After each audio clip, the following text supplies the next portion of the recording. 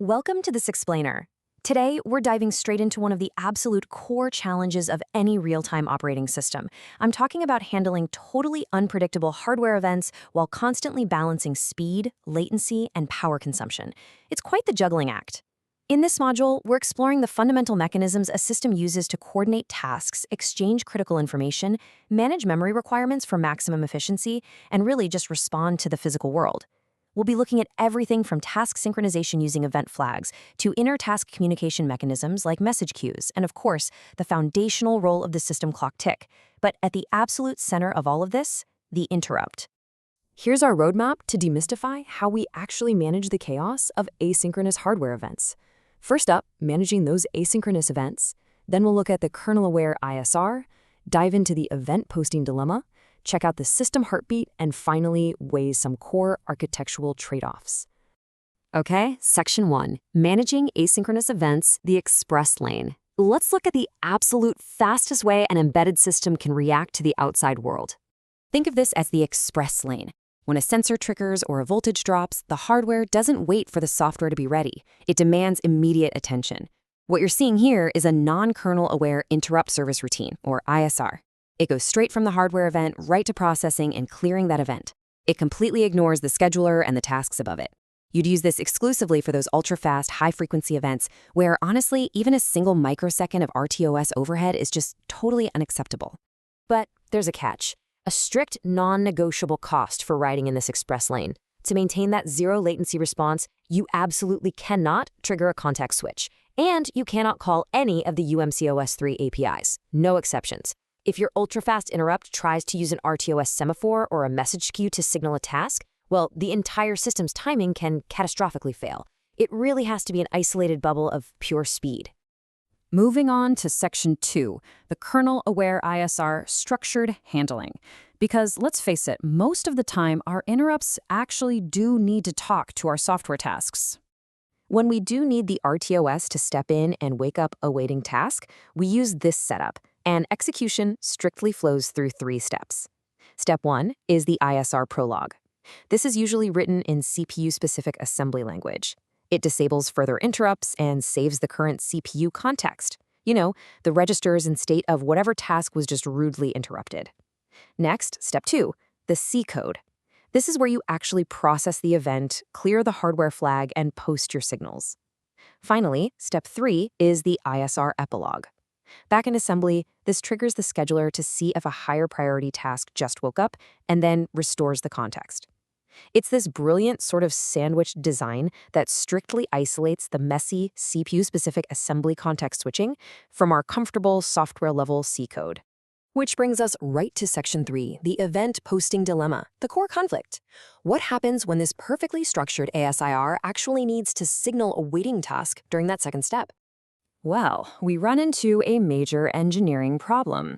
When an interrupt fires and needs to tell a task that data is ready, it has to update the system's critical to-do lists, specifically the ready list and the pend list.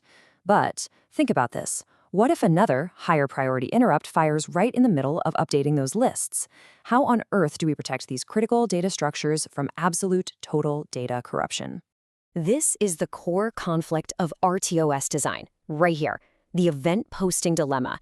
You basically have to weigh 2 competing mechanisms, direct post versus deferred post. And whichever one you choose dictates the fundamental temporal behavior of the entire system. You're literally tipping a scale between your task speed and your hardware responsiveness. Now, direct post is super fascinating. To protect those critical lists we just talked about, direct post takes the absolute fastest path to resume a task by simply disabling all other kernel-aware interrupts while it does the math. It creates this sort of danger zone where the ISR directly manipulates the kernel objects, but to prevent corruption, it raises the OS mask. So the pro? Your target application task wakes up incredibly fast. The major con, though, is that disabled zone blocks new hardware events from registering, which heavily degrades your overall system-wide interrupt latency. But on the other side of the scale, we have deferred post. Instead of disabling interrupts to do the heavy lifting, deferred post preserves your interrupt latency by locking the scheduler and delegating the hard work. The ISR just grabs the post data, drops it into a circular buffer queue, and gets out of there, re-enabling hardware interrupts almost instantly. The actual sorting and list updating, that's handed off to a hidden priority 0 task, literally the highest priority task in the system. So your hardware breathes easily, but your target task does wake up a bit slower because of that extra handoff step. So how do you actually choose?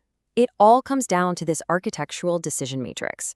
If your main goal is minimum task latency and you're just signaling a single task, go with direct post. Highly recommended. It's the fastest path, hands down.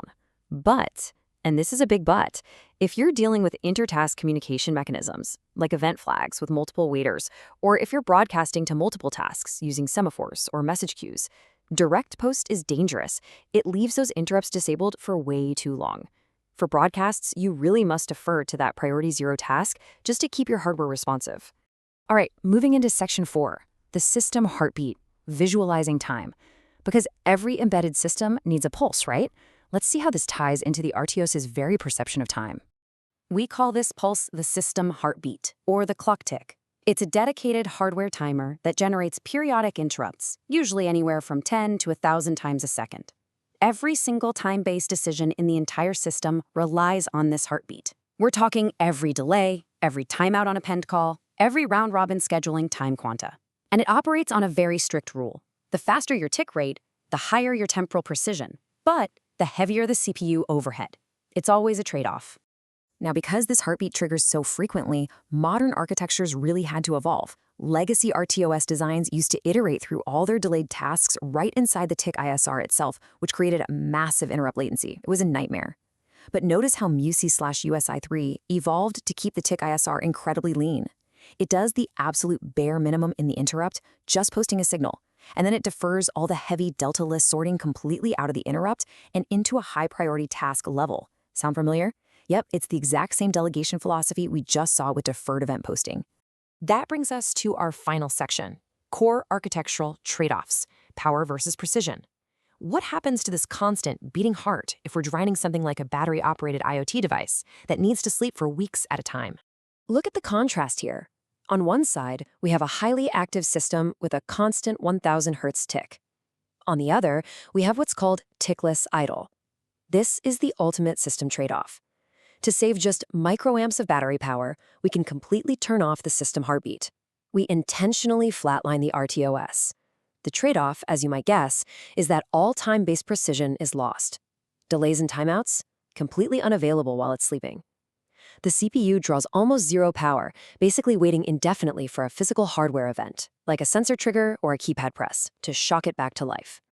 So to summarize everything we've covered in this explainer, these 4 architectural quadrants really define your toolkit for managing the absolute chaos of real-time hardware events.